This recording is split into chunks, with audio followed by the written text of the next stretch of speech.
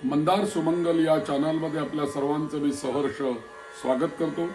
वेगवेगळ्या विषयांवरती आपण व्हिडिओ सतत पाहत असतो आणि विचार करत असतो। आज आपण पाहूया या श्रावण महिन्यामध्ये सर्वांनी करावी अशी एक श्रावणी नावाचा एक प्रयोग असतो आणि अनेक जण ज्यांची मुंज झालेली आहे अशी अनेक मंडळी श्रावणी आवर्जून करतात। तर नवीन जानवं बदलण्याचा तो एक विधी असतो असं सगळ्यांना माहिती आहे आणि श्रावण महिन्यात केला जातो म्हणून त्याला श्रावणी म्हणतात। श्रवण नक्षत्रावरती केला जातो म्हणून त्याला श्रावणी म्हणतात। तर असा हा एक धार्मिक विधी आहे। वेगवेगळे जे काही आपल्या समाजाला एकत्र आणण्याकरता आपल्याकडे जे महोत्सव आहेत, सण आहेत, व्रत आहेत किंवा काही पूजा अर्चा वगैरे आहेत, या सगळ्यांमध्ये ही एक श्रावणी पण अत्यंत महत्त्वाची आहे। जे जे वेदांची उपासना करणारे आहेत, जे जे अध्ययन करणारे आहेत, जे अध्यापन करणारे आहेत, अशी जी सगळी मंडळी आहेत, या सगळ्यांचा एक सण किंवा उत्सव आणि या सर्वांना एकत्र आणण्याचा एक विधी जर का कोणता असेल, अशा सर्व मंडळींना एकत्र आणणारा हा एक प्रकारचा सण आहे, उत्सव आहे। या निमित्ताने ही अध्ययन करणारी मंडळी, वेदाध्ययन करणारी मंडळी, वेदांचं अध्यापन करणारी मंडळी ही सगळी जण एकत्र येतात। हा त्यातला खूप मोठा भाग आहे। इतकंच नव्हे तर नवीन ज्यांची मुंज झालेली आहे असे नवीन बटू सुद्धा श्रावणीमध्ये समाविष्ट होतात उपाकर्माच्या वेळेला। आणि या सगळ्या जमलेल्या ब्राह्मणांच्या सभेमध्ये सभादीपदान असं सुद्धा त्या नवीन मुंजीसाठी करायला सांगितलेलं आहे। तर अशी ही श्रावणी जी आहे हा धार्मिक विधी आहे, तो केला जातो अत्यंत श्रद्धेने आणि आवर्जून अनेक मंडळी ते करत असतात। मग हा विधी केल्याने आम्हाला नक्की काय मिळतं, कशा करता हा विधी करायचा, हा एक महत्त्वाचा प्रश्न आहे। तर याच्याबद्दल माहिती अशी आहे की श्रावण महिन्यामध्ये जे अनेक सण येतात त्या सणांमध्ये श्रावणी, उत्सर्जन, उपाकरण असं कर्म केलं जातं। वस्तुतः पूर्वीच्या काळी माघ महिना आणि श्रावण महिना अशा दोन काळामध्ये हा विधी व्हायचा। तर माघ महिन्यामध्ये उत्सर्जन व्हायचं आणि श्रावण महिन्यामध्ये उपाकर्म व्हायचं, अशा पद्धतीने ते चालायचं। परंतु आता ती पद्धत खूप कमी झाली आणि एकाच वेळेला आपण उत्सर्जन पण करतो आणि उपाकरण पण करतो। म्हणून त्या संकल्पामध्येच आपल्याला माहिती आहे की तो संकल्प केला जातो की अंतरितम उत्सर्जनाख्यं कर्म करिष्ये, म्हणजे माझं जे राहिलेलं आहे उत्सर्जन ते मी आज आधी पूर्ण करतो, असाच मुळात संकल्प केला जातो। आणि मग संकल्पामधले जे शब्द आहेत त्याच्यामध्ये ममाध्याप्यानांच आधीतानांच, म्हणजे मी जे मंत्र अध्यापक म्हणून शिकवणार आहे ते मंत्र किंवा ज्या मंत्रांचं मी आवृत्ती म्हणणार आहे किंवा जे मंत्रांचा मी अभ्यास करणार आहे, शिकणार आहे, त्या मंत्रांमध्ये अशा या सर्व मंत्रांमध्ये छंद आदी नाम, त्याचे जे छंद आहे किंवा त्याचे जे वृत्त आहे, त्याचे जे स्वर आहेत, याच्यामध्ये छंद आदी नाम यातयामता निरासेन, म्हणजे त्यातला यातयामता नावाचा जो काही दोष निर्माण होतो अध्यापन करत असताना, या दोषाचं पूर्णपणे निराकरण होऊन आप्यायनद्वारा सगळे मंत्र उजळवले जावेत आणि तेजस्वी व्हावेत, याकरता म्हणून मी हे उत्सर्जन करतो, असा त्याचा संकल्प केला जातो। अगदी सुरुवातीला या उत्सर्जना विधीच्या आधी सर्वात सुरुवातच मुळात या उत्सर्जनाची जी आहे ती पंचगव्य प्राशनापासून होते। सुरुवातीलाच संकल्प येतो की उत्सर्जनांगत्वेन पंचगव्य मेलनमहं करिष्ये, म्हणून ते पंचगव्य केलं जातं। म्हणजे 5 गोष्टी आहेत, म्हणजे गाईचं शेण आहे, गाईचं गोमूत्र आहे, पहिलं गोमूत्र, त्यानंतर शेण, त्यानंतर दूध, त्याच्यानंतर दही आणि त्याच्यानंतर तूप, अशा या 5 गोष्टी गाईपासून निर्माण झालेल्या विशिष्ट प्रमाणाने काशाच्या वाटीमध्ये, काशाच्या भांड्यामध्ये किंवा तांब्याच्या भांड्यामध्ये एकत्र केल्या जातात आणि त्याच्यामध्ये दर्भाचं पाणी एकत्रित केलं जातं। असं हे पंचगव्य नावाचं रसायन केलं जातं आणि आपल्या शरीराची अंतर्बाह्य शुद्धी व्हावी म्हणून, म्हणजे नव्हे तर आपल्या शरीरामध्ये असलेली हाडं, अस्थी आणि त्या अस्थींच्याही आतमध्ये पोकळीपर्यंत किंवा मुळापर्यंत जाऊन पोचलेली जी पातक आहेत त्या पातकांचं निराकरण व्हावं, निरसन व्हावं, याकरता हे पंचगव्य प्राशन केलं जातं. दोन्ही अर्थाने बघा की ज्याला अध्यात्मामध्ये पाप म्हटलेलं आहे त्यालाच आयुर्वेदामध्ये रोग म्हटलेला आहे. म्हणून अनेक प्रकारचे रोग नाहीसे करणारं हे पंचगव्य आहे. आजकाल तर आपण बघायला गेलं तर कॅन्सर सारख्या महाव्याधीवरती सुद्धा पंचगव्यापासून औषधं तयार केली जात आहेत, गोमूत्रापासून औषधं तयार केली जात आहेत आणि अनेकविध रोगांवरती ते आज उपयुक्त ठरत आहेत. म्हणजे आणि हे विशेष आहे. आणि आपल्या ऋषीमुनींनी हे पंचगव्य नावाचं रसायन कितीतरी हजारो वर्षापूर्वी आपल्याला करायला सांगितलं आणि या श्रावणीच्या दिवशी आवर्जून ते प्राशन केलं जातं. तसं प्रत्येक कर्मामध्येच पंचगव्य प्राशन करून शुद्धी करूनच सुरुवात होते, तशी या श्रावणीमध्ये पण सुरुवात ही पंचगव्य प्राशनापासून होते.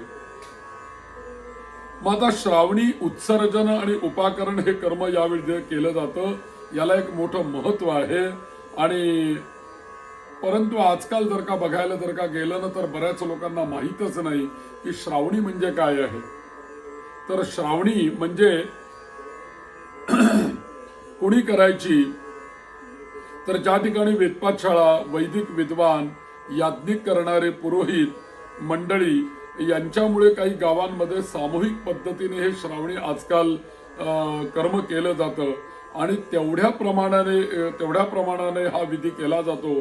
परंतु तेवढं काही ते हे नाहीये, हा विधी परिपूर्ण होत नाही. म्हणून हा विधी जास्ती मोठ्या प्रमाणावर झाला पाहिजे.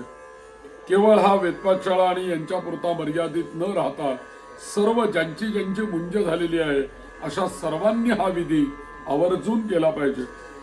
आता हे श्रावणी कर्म जे आहे, हे श्रावणी कर्म हे या श्रावण महिन्यामध्ये श्रवण नक्षत्रावरती किंवा हस्त नक्षत्राच्या दिवशी नागपंचमी आणि राखी पौर्णिमा म्हणजे पौर्णिमा या मुहूर्तावर ही श्रावणी केली जाते.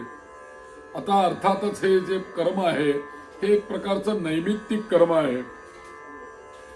आणि जसं आपण संध्या रोज करतो, देवपूजा रोज करतो, वैश्वदेव रोज करतो, ही आपण नित्यकर्म करत असतो. परंतु वर्षातनं एकदा श्रावणी कर्म प्रत्येकाने केलंच पाहिजे, कारण ते नैमित्तिक कर्म आहे, वर्षातनं एकदाच करायचंय. या श्रावणीमध्ये सुद्धा चारी वेदांच्या श्रावणांच्या मध्ये दिलेलं असतं बघा. पंचांगामध्ये सामवेदी श्रावणी असं दिलेलं असतं, यजुर्वेदी श्रावणी, त्याच्यामध्ये ऋग्वेदी श्रावणी, शुक्ल यजुर्वेदी श्रावणी, त्याच्यानंतर हिरण्यकेशी श्रावणी. स्वशाखेप्रमाणे आपला जो वेद असेल, आपली जी शाखा असेल त्याप्रमाणे आपण तो प्रयोग करणं आणि प्रयत्नपूर्वक स्वशाखेची श्रावणी करणं हे अत्यंत महत्वाचे आहे. पण समजा जर का आपल्या स्वशाखेची श्रावणी आपल्या गावामध्ये होत नसेल तर काय करावं. तर ऋग्वेदी श्रावणी जी आहे ती सर्वांना मान्य आहे, सर्वांना ऋग्वेद हा चालू शकतो. म्हणजे कसं आहे की ऋग्वेदाचे मंत्र हे सर्व वेदांना चालतात, कारण ऋग्वेद हा सर्वात मोठा वेद आहे आणि ऋग्वेदातलेच मंत्रातनं इतर 3 वेद निर्माण झालेले आहेत. त्यामुळे ऋग्वेदाचे मंत्र, ऋग्वेदाचं तंत्र हे सर्वांना चालू शकतं. पण आपल्या शाखेची जर का श्रावणी मिळालीच नाही आपल्याला, समजा मी सामवेदी ब्राह्मण आहे आणि मला सामवेदी शाखेची श्रावणी करायची आहे, पण नाही बाबा माझ्या गावामध्ये शहरामध्ये उपलब्ध इथे सामवेदी श्रावणी होत नसेल, तर मग मी काय श्रावणी करायचीच नाही का. तर असं नाही, जिथे ऋग्वेदी श्रावणी होत असेल तिथे आपण जाऊ शकतो, तिथे आपण श्रावणी आपली करून घेऊ शकतो. एखाद्या वेळेला आपल्या गावामध्ये श्रावणी होत नाही असं होतं, तर जी श्रावणी होती त्यामध्ये आपण सहभागी नक्कीच झालं पाहिजे. आणि काहीच न करण्यापेक्षा, आपल्याकडे म्हटलेलं आहे ना की अकरणान मंद करणं श्रेया, काहीच न करण्यापेक्षा, काही श्रावणी न करण्यापेक्षा कोणत्या तरी श्रावणीमध्ये आपण सहभागी झाल्याचं नक्कीच आपल्याला श्रेय आणि पुण्य प्राप्त होईल. म्हणून श्रावणी करणं हे उत्तम गोष्ट आहे आणि ती केलीच पाहिजे. मग श्रावणीमध्ये जे विधी केले जातात त्याच्यामध्ये पंचगव्य प्राशन केल्यानंतर महत्वाची गोष्ट काय असते तर उत्सर्जन होम केला जातो, उपाकरण होम केला जातो, ब्रह्मयज्ञ केला जातो, स्नानविधी केला जातो, ऋषी पूजन केलं जातं, त्याच्यानंतर देवांचं तर्पण केलं जातं, ऋषींचं तर्पण केलं जातं, पितरांचं तर्पण केलं जातं आणि महत्वाची गोष्ट म्हणजे यज्ञोपवीत अभिमंत्रित करून ते मंत्रपूर्वक सूर्याला दाखवून धारण केलं जातं. असे महत्वाचे विधी या श्रावणीमध्ये घडत असतात. मग उत्सर्जन होम जो आहे तो उत्सर्जन होम म्हणजे काय आहे, तर उत्सर्जन या शब्दाचा सरळ अर्थ असा आहे की उत्सर्जन या शब्दाचा अर्थ सोडणे, स्थगित करणे असा त्याचा अर्थ आहे. आपल्या देशाच्या दृष्टीने जर का बघितलं तर आपला देश जो आहे तो कृषी प्रधान देश आहे आणि म्हणून पूर्वीच्या काळी शेती करण्यासाठी माघ महिन्यामध्ये उत्सर्जन होम करून वेद उत्सर्जन केले जायचं आणि पुढे 6 महिन्यासाठी वेद अध्ययन अध्यापन हे थांबवलं जायचं. कारण त्या काळामध्ये एकदा उत्सर्जन करून माघ महिन्यामध्ये वेद अध्ययन अध्यापन थांबवलं की पुढे 4-5 महिने 6 महिने जवळजवळ पुढे शेतीची कामं करायची, सगळ्या गोष्टींची कारण पुढे उन्हाळा मग पावसाळा सगळे ऋतू येतात.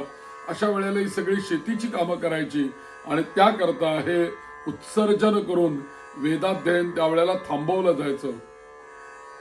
वेदाध्ययन थांबवलं जायचं पण त्यामुळे काय व्हायचं की विद्यार्थ्यांचा काळही त्यावेळेला वाया जाऊ लागला, वेद विस्मृती होऊ लागली आणि वेद विस्मृती होतेच. कारण जर आपण 8-10 दिवसात जर का आपण एखाद्या कुठल्या मंत्रांची आवृत्ती म्हटली नाही तर पुन्हा आपल्याला ते म्हणायची वेळ येते, आपल्याला ते मंत्र वाचत पण नाहीत. म्हणून सतत त्या वेदांची गिरवणी आवृत्ती ही करतच राहायला पाहिजे, तर ते मंत्र शिल्लक राहतात, तर ते मंत्र टिकतात, असा सगळ्यांचाच अनुभव आहे. मग अशा अध्ययन करणाऱ्या विद्यार्थ्यांचं नुकसान होऊ नये आणि शेतीबरोबर वेदशास्त्रांचंही शिक्षण तितकं महत्वाचं आहे आणि वेद जर का टिकले तर धर्म टिकेल. कारण वेदोखिलो धर्म मूलम आणि वेद हे धर्माचं मूळ आहे. या सगळ्याचा विचार करून वेद कृषी विनाशाय कृषी वेद विनाशती बुद्धिमानुभय कुर्यात अशक्तश्चेत कृषी त्यजेत या उक्तीप्रमाणे वेद आणि संस्कृती धर्म संरक्षणासाठी ऋषी मुनींनी एक निर्णय घेतला की एकाच दिवशी आधी उत्सर्जन होम करून त्याच दिवशी उपाकरण होमही करायचा आणि तो करावा असा निर्णय त्यांनी घेतला आणि वेद अध्ययन अध्यापनाला आरंभ करायचा. आता सर्व ठिकाणी अशीच श्रावणी केली जाते. उत्सर्जन होमामध्ये ऋग्वेदामध्ये एकंदरीत 20 मंत्रांचं हवन केलं जातं. आता हे मंत्र जे आहेत उत्सर्जनामध्ये म्हटले जाणारे हवन केले जाणारे ते कुठले आहेत मंत्र हे सगळे, तर ऋग्वेदामध्ये साधारणतः एकूण 10,500 मंत्र आहेत, त्यापेक्षाही अधिक मंत्र आहेत. या सर्व मंत्रांची कमी अधिक संख्येने एकंदरीत 10 मंडलांमध्ये विभाजन केलेलं आहे आणि त्या प्रत्येक मंडलाचे मंत्राचे वेगवेगळे मंत्रद्रष्टा ऋषी आहेत. आता उत्सर्जन होम आणि उपाकरण होम या दोन्ही हवनांमध्ये प्रत्येक मंडलाची पहिली ऋचा आणि त्या मंडलाची शेवटची ऋचा याचा होम केला जातो. म्हणजे 10 मंडल आहेत आणि त्या 10 मंडलाच्या प्रत्येक मंडलाचे 2 मंत्र, या पद्धतीने 10 मंडलांचे 20 मंत्र झाले. अशा 20 मंत्रांचं एकूण हवन, या भाताचं हवन या उत्सर्जनामध्ये केलं जातं. इतकंच नव्हे तर काही देवता आहेत, त्या देवतांना विशेष तुपाच्या आहुती दिल्या जातात. श्रद्धायै स्वाहा, सावित्र्यै स्वाहा वगैरे वगैरे या सगळ्या देवतांना आधी तुपाच्या आहुती दिल्या जातात. महत्वाच्या ज्या वेदातल्या देवता आहेत त्या सर्वांना, आणि या मंत्रांनी भाताचं हवन केलं जातं. आणि उपाकर्मामध्ये याच मंत्रांनी दधी सत्तू द्रव्य म्हणजे दह्यामध्ये सातूचं पीठ कालवलं जातं आणि ते सातूचं पीठ दह्यामध्ये कालवून त्याचे गोळे करून त्याच्या गोळ्या करून त्याचं हवन उपाकर्मामध्ये केलं जातं. आता हे हवन करताना विशिष्ट पद्धतीने हवन करायला सांगितलेलं आहे. त्याच्यामध्ये आमच्याकडे म्हटलेलं आहे की अवदान धर्मेण जुहुयात असं म्हटलेलं आहे. आता अवदान म्हणजे काय, तर हवनीय द्रव्य घेत असताना हवन करण्याचं जे सृच नावाचं एक मोठी भांडा असलेली पळी किंवा मोठी साईज असलेली पळी, त्याला सृच म्हणतात. त्या पात्रामध्ये पहिल्यांदा पळीने तूप लावलं जातं, त्याच्यावरती 2 घास भात घेतला जातो आणि मग तुपातली पळी घेऊन आपल्या पात्रातल्या भातावरती अभिगार केला जातो आणि पळीत घेतलेल्या भातावरही अभिगार केला जातो. पात्रस्थम अवत्तंच अभिगार्य असं केलं जातं. आणि मग भात ठेवलेल्या पात्रामध्ये तूप घालून हवनासाठी घेतलेल्या भातावर तूप टाकून नंतर मंत्र म्हणून स्वाहा उच्चारण जेव्हा होईल तेव्हा डावा हात छातीवरती ठेवून त्या भाताची त्या पळीने आहुती दिली जाते.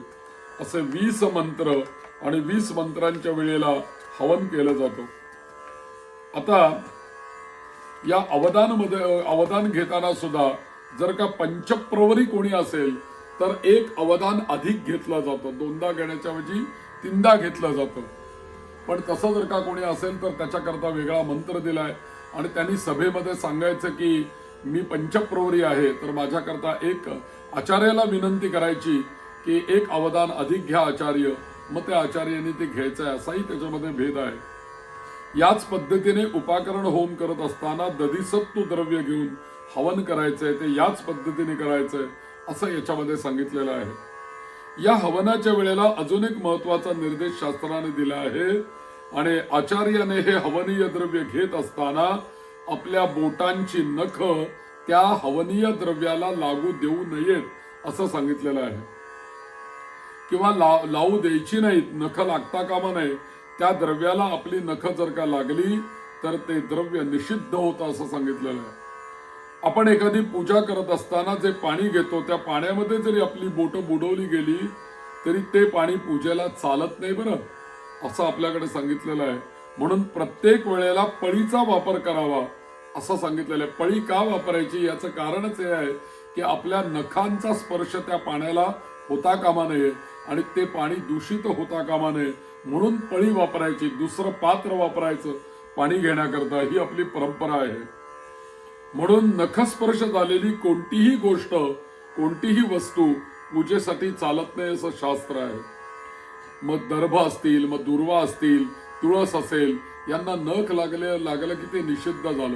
म्हणून ती तोडताना सुद्धा आपलं नख न लावता तोडणं हेच तर एक कौशल्य आहे.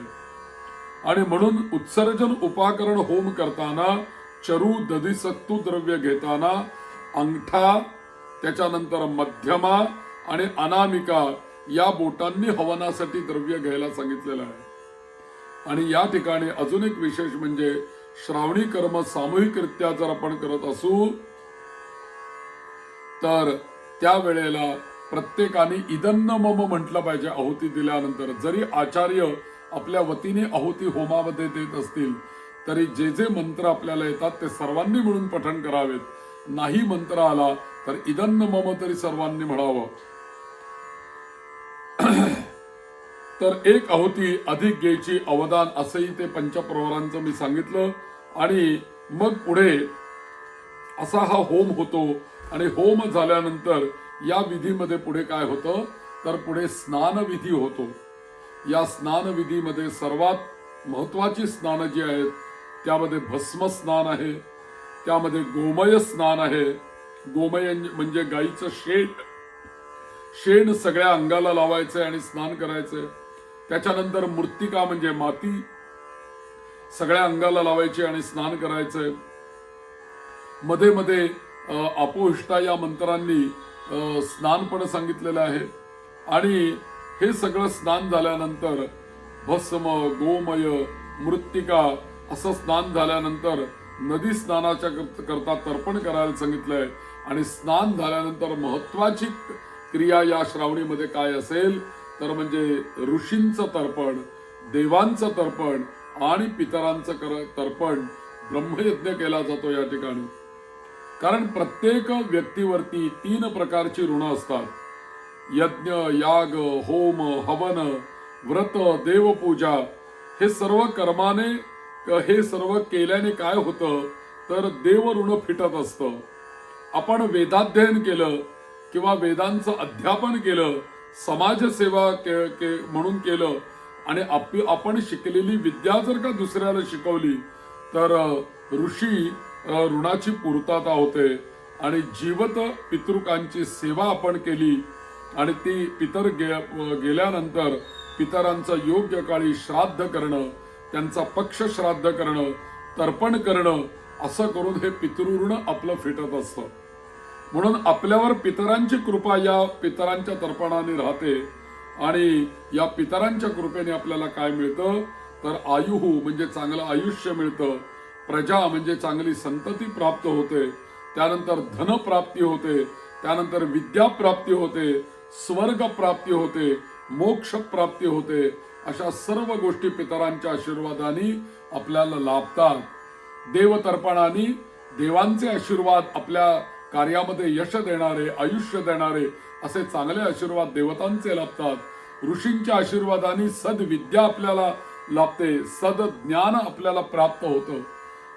अशा दृष्टीने देव, ऋषी आणि पितर यांचं महत्वाचं तर्पण या श्रावणीमध्ये केलं जातं. पुढे यानंतर हे सगळं तर्पण झाल्यानंतर महत्वाचं काय असतं तर ऋषींची पूजा पण केली जाते. ऋषींची पूजा करून त्यांची प्रार्थना केली जाते, त्या ऋषींना जानवं वाहिलं जातं आणि त्या ऋषींचं तर्पण तर केलंच जातं, कारण देव, ऋषी आणि पितर या तिघांचेही तर्पण ब्रह्मयज्ञामध्ये केलं जातं.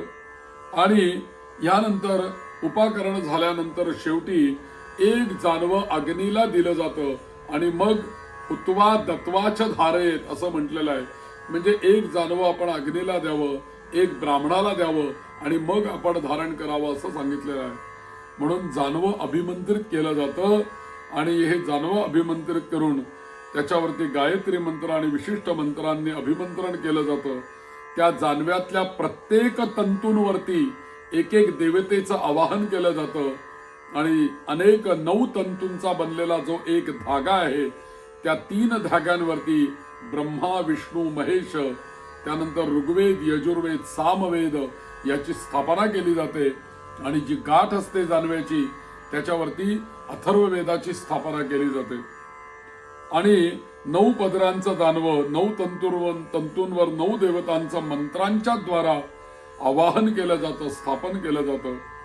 त्या 9 देवता अशा असतात: ओंकारम प्रथम तंतोन्यसामी, अग्निं द्वितीय तंतोन्यसामी, अग्नि दुसऱ्या तंतूवर आहे, नागांस तृतीय तंतोन्यसामी, नाग तिसऱ्या तंतूवर आहेत, सोमन चतुर्थ तंतोन्यसामी, सोम ही देवता 4थ्या तंतूवरती आहे, पितॄन पंचम तंतोन्यसामी, पितर ही देवता 5व्या तंतूवर आहे, प्रजापती, वायू, सूर्य, विश्वेदेव अशा 9 देवतांची स्थापना त्या 9 तंतूंवरती करून सिद्ध केलेलं जानवं घातलं, आपल्या गळ्यामध्ये मंत्रवलेलं, तर अशी व्यक्ती नेहमी 9 देवतांच्या सान्निध्यामध्ये राहते आणि त्या व्यक्तीच्या भोवती या सगळ्या देवतांच्या मुळे आपोआपच एक संरक्षण कवच निर्माण होतं.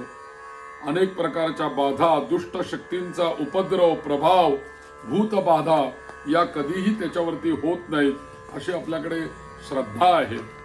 आणि म्हणून मनामध्ये इतकंच नव्हे तर मनामध्ये चांगले विचार येणं, मनामधले विकार, पाप भावना निर्माण होऊच नये म्हणून हे जानवं उपयोगी पडतं.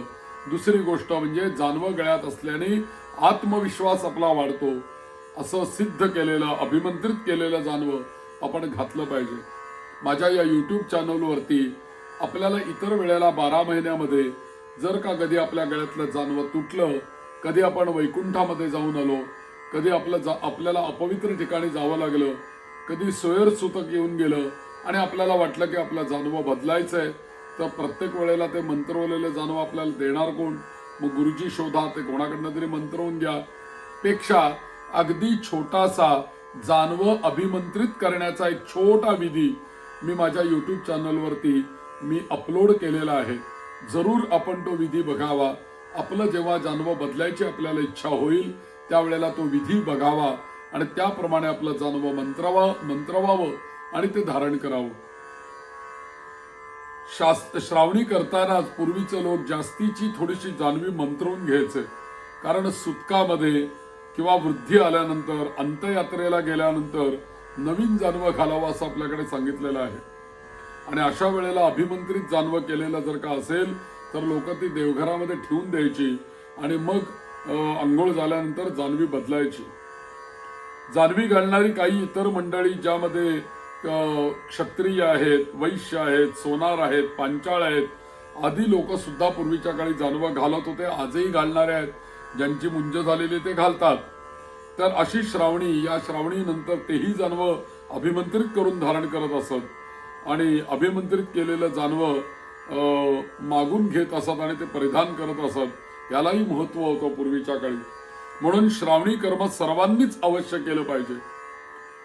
आपल्या कर्नाटक प्रांतामध्ये, तेलंगणा प्रांतामध्ये अनेक धार्मिक लोक हा विधी अत्यंत श्रद्धेने, आनंदाने आणि अत्यंत उत्साहाने साजरा करतात. या विधीसाठी बरीच तयारी करावी लागते. सगळ्यांनी एकत्र येऊन मग दर्भाची पवित्रका बनवणं, भस्म आणणं, गोमूत्र ताजं घेऊन येणं, ताजं शेण घेऊन येणं, हवनासाठी तूप, लाकडं, गौऱ्या, सातूचं पीठ, समिदा, दही, यज्ञकुंड तयार करणं, अशा बऱ्याच साहित्य किंवा बऱ्याच गोष्टी जमा कराव्या लागतात. एकट्याचं हे काही काम नाहीये. त्यामुळे सर्वांनी एकत्रपणे येऊन हा विधी करावा ही संकल्पना याच्या मागे आहे. आणि म्हणून गावातील एखाद्या मंदिरामध्ये, एखाद्या आश्रमामध्ये, एखाद्या धर्मशाळेमध्ये, अजून कुठे कुठे जिथे लोक एकत्र येऊ शकतील अशा ठिकाणी एकत्र येऊन या विधीचं नियोजन करावं असं आहे. आणि म्हणजे त्याचा सर्वांनाच लाभ होईल. या श्रावणीमध्ये बोलण्यासारख्या अजून विधी पुष्कळ आहेत, परंतु एक थोडक्यात या श्रावणीची माहिती आपल्याला व्हावी या दृष्टीने मी आपल्याला ही मुद्दामून माहिती दिलेली आहे. जरूर या श्रावणीचा आपण विचार करावा आणि जिथे कुठे आपल्या गावात श्रावणी होत असेल त्याचा शोध घ्यावा. ज्यांची मुंज झालेली आहे अशांनी तिथे जावं, श्रावणीमध्ये भाग घ्यावा. दुसरी गोष्ट, ज्यांना जानवं मंत्रवायचंय त्यांनी माझा यज्ञोपवीत जानवं मंत्रण्याचा जो व्हिडिओ आहे तो जरूर पाहावा. त्याच्यावरून आपण जानवं मंत्रवून ते धारण करावं. सर्वांना या श्रावणीच्या शुभेच्छा. नमस्कार. मंगलमूर्ती मोरया.